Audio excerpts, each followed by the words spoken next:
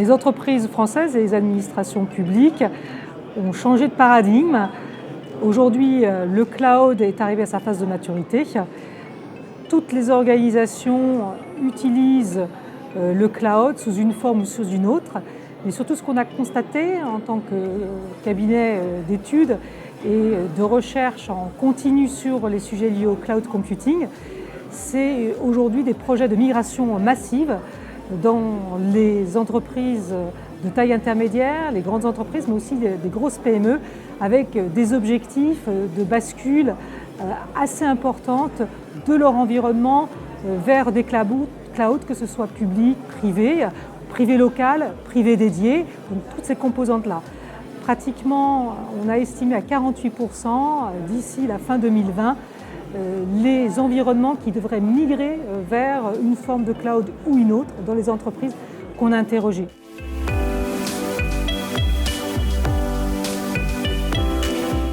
Les approches multi-cloud, multi-fournisseurs et hybrides génèrent son nouveau lot de complexité et donc de nouveaux enjeux. Donc parmi les enjeux qu'on va retrouver, bien sûr, ce sont ceux qui sont liés à la sécurité de bout en bout, la sécurité et la protection des données, ne serait-ce que sur des aspects légaux, mais aussi de gouvernance de l'information par rapport aux données sensibles, aux données stratégiques. Donc il faut se positionner en fait sur toute cette chaîne de valeur. Il y a des enjeux qui sont liés à la continuité de service, à la continuité d'activité, des enjeux aussi réseau. Le cloud, bien entendu, par essence même, se veut connecté, interconnecté.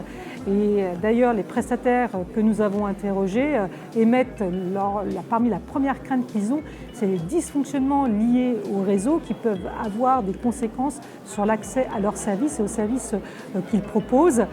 Sur les enjeux aussi qu'on retrouve, ça va être l'observabilité, la visibilité sur l'ensemble des solutions qui sont hébergées dans des clouds publics, privés, donc pouvoir les gérer, les opérer en temps réel et pouvoir réagir aussi comme il se doit au bon moment si effectivement on détecte des enjeux ou des failles de sécurité par exemple.